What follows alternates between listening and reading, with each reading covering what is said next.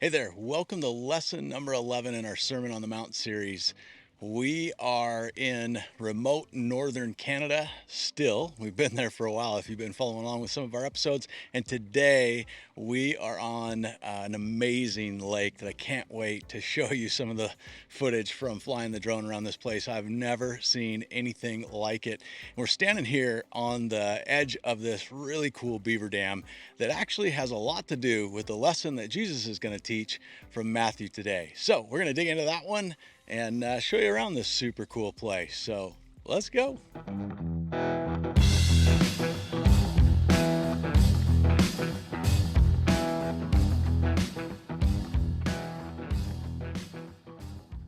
Here behind me is a dam that stands probably 5 or 6 feet tall, and it is just a work of art, really. We'll take you around and show you. And the thing that's so cool about beavers is they're just so doggone industrious. Like, they seem to just know how to figure it all out, whether it's damming up a creek or, in this case, this gigantic leg of this lake, actually stockpiling all this water up behind them. They know how to build the perfect home to survive some of the most harsh conditions and stockpile even food for the winter. And so I think when we think about beavers, we often think about how industrious they are and how good they are at what they really need to do to survive. And I also think it's a thing that a lot of people aspire to, like to be like a beaver, to be busy and industrious and to know how to figure out how to do everything you need to survive on your own. I also think that it's exactly the opposite of what Jesus teaches about this particular subject in the Sermon on the Mount.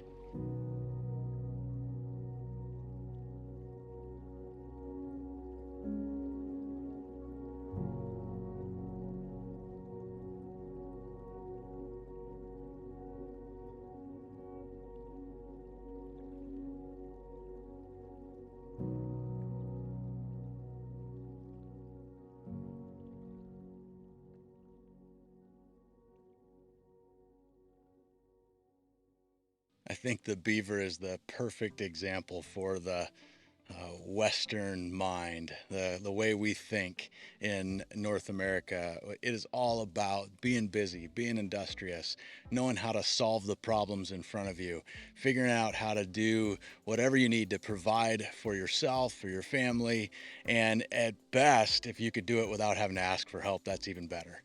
And if you could find everything you need on your own and survive the harshest conditions that life can throw at you, then you're a huge success. But contrary to what works for the beaver, Jesus has something else in mind when it comes to how we strive and achieve and store up for ourselves things of worth and value.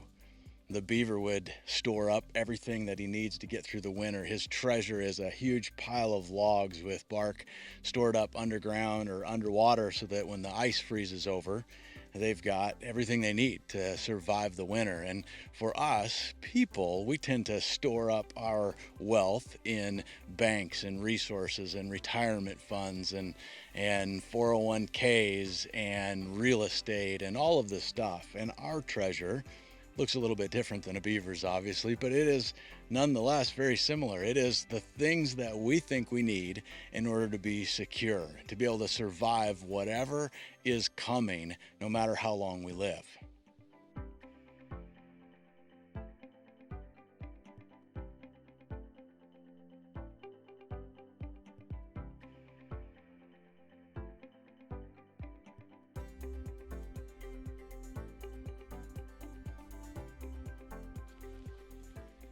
But Jesus has a different idea.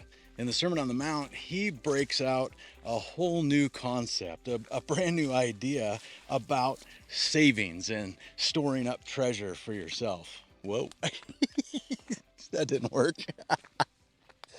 Well, when it comes to how you save things up and what you store up, our treasure, our ultimate retirement, Jesus has a completely different approach than most of the Western world. In fact, most of the known world, we tend to like to store up things where we can grab a hold of them.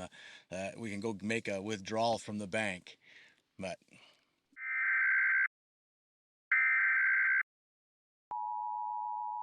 So where are you located? on the road, We live full time. On the road? Yeah. Really? Yeah. Okay. travel all You over. look a little young for being fully retired. We just make it up with stuff. Yep. Work as we go, yeah. Yep. YouTube channel or? We do have a YouTube channel. We teach the Bible. So Okay. we do. We've got different stuff going on where we teach the Bible, kind of like taking church outside of the building, outside the box. Good. And That's pretty much it here, right? Yeah. right. Like God made this great place. Like this is amazing. Yeah, this is cinema on a grand scale. You know, Yeah. I'm thinking about you sitting at home at a 64-inch TV, and over here, I don't know what you have, 6,500 feet. Or Yeah. Yeah, exactly. Exactly. Yeah. I retired end of May. Nice. It's the best thing you can do. Get out of that rat race. You have to cut back on whatever it is. You know, how many shirts do you need? How many pairs Serious. of shoes and pants? Yeah. Yep. You need one pair of shorts for the summer. You need one pair of long pants for the winter, depending on where you go. Yep. Yeah. You might need an overcoat and a baseball cap or a hat and some gloves. And Yeah. Yep. spent days in Dawson, but coming back to talk, I'm having dinner at this Fast Eddie's restaurant. And there's a couple sitting right next table, and we start talking. And then they leave. I still text some messages back home. Yeah. And 10 minutes later, he comes back in and says, "Here's my business card. And if you're in Whitehorse, come stay with us. I have a cabin." Oh, nice. It turns out that he's on 15 acres property, working in mining. And then I stayed at the cabin. And I guess we both were under the assumption that I would leave after 2, maximum 3 days. Yeah. Yeah, I stayed there for 9 nights. And they had absolutely no issue with it. I mean, I took them out to dinner and so forth. But coming back to simplicity, Yeah. Mhm. this is not even a blockhouse, right? It just, this what do they call it? This pressed this pressed wood, Oh, and then I have a fire stove in there yeah. and a sink where you can wash your hands, and it drips into a bucket because there's no running water. Yep. Yeah. And there's a fridge, and that I like, and a comfortable bed. And I looked at this and I go, why am I feeling so great over here, not doing anything, having just the bare Yeah. necessities of what you need in life?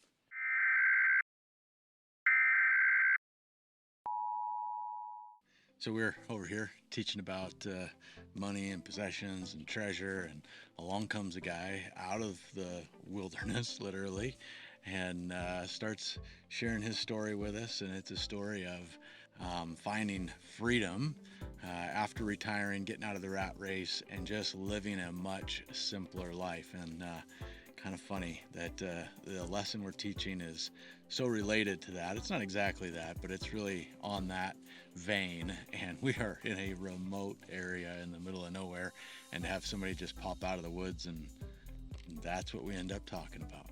Shocker.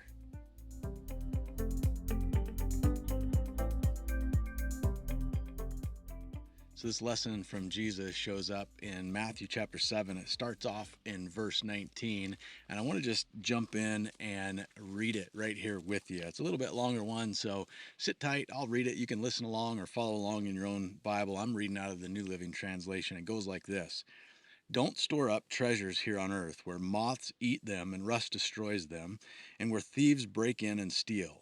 Store your treasures in heaven, where moths and rust cannot destroy, and thieves do not break in and steal.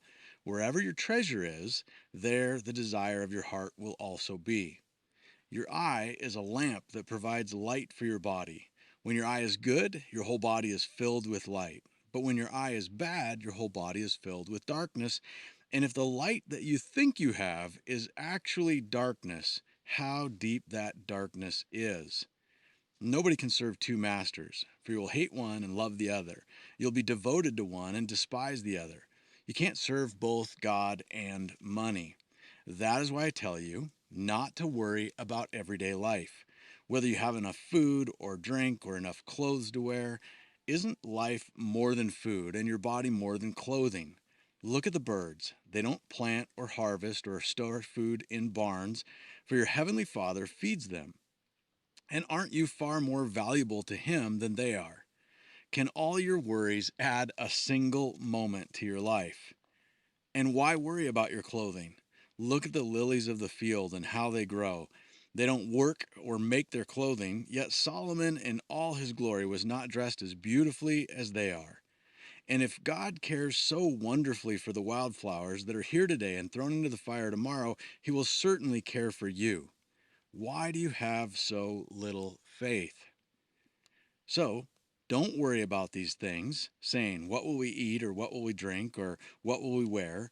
These things dominate the thoughts of unbelievers. But your heavenly Father already knows all you need. Seek the kingdom of God above all else and live righteously, and He will give you everything you need. So don't worry about tomorrow, for tomorrow will bring its own worries.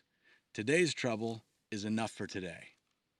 That wraps up in verse 34 of chapter 6.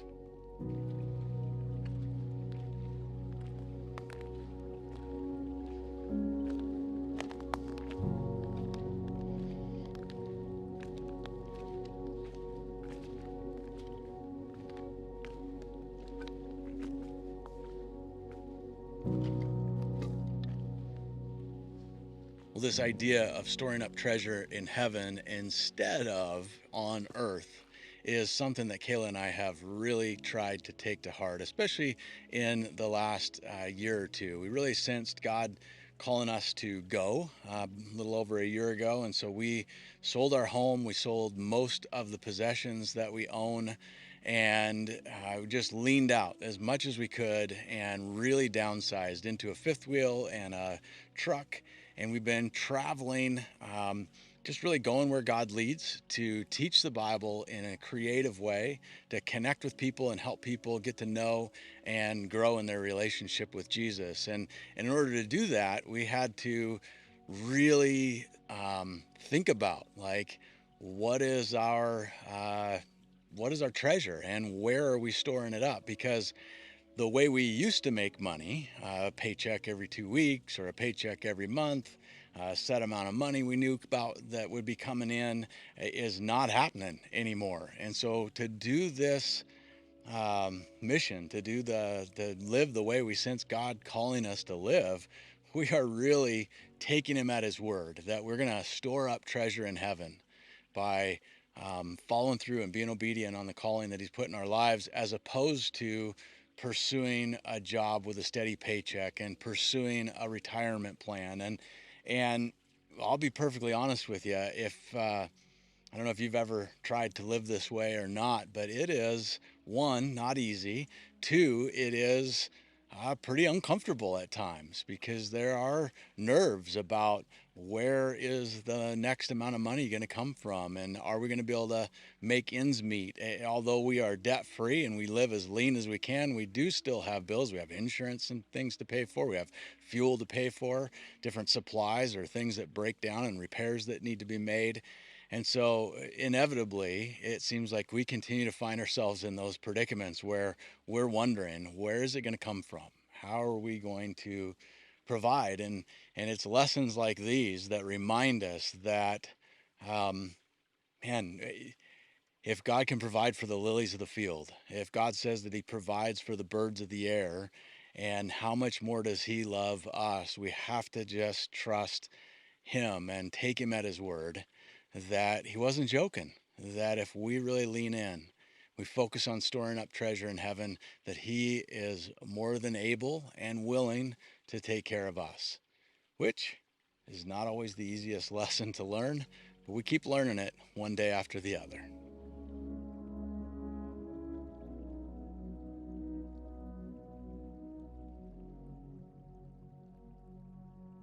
Be sure to drop us a comment. Let us know. Are you more like a lily of the field, a bird of the air? Do you find it easy to trust God at His word that He's going to provide for you and He'll look out for you even more than He does those things?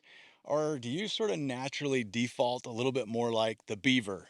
Are you industrious and try to take care of everything yourself and provide everything that you need for you and your family on your own? I don't know. I naturally think more like a beaver. And so it is work for me to let go of my own kind of natural tendencies in order to trust God to provide and meet my needs. So we've got a long ways to paddle on the way back, and the smoke has rolled in from a fire north of us here on the other end of the lake. It's a ways away, but the smoke is blown in. So it is changing the air quality a little bit and kind of taking the fun out of it. Hopefully the winds shift for us and we get those beautiful blue skies back. But there is my lovely bride sitting over there on the beach with Tucker, getting ready to roll. We're going to jump in the kayaks and throw up the drone and show you around one of the most unique and amazing places that honestly we have ever seen. So hope you enjoy. Hope you enjoyed this lesson. Don't forget to like, don't forget to subscribe, share, all that good stuff. And we can't wait to see you next week from wherever we are out there.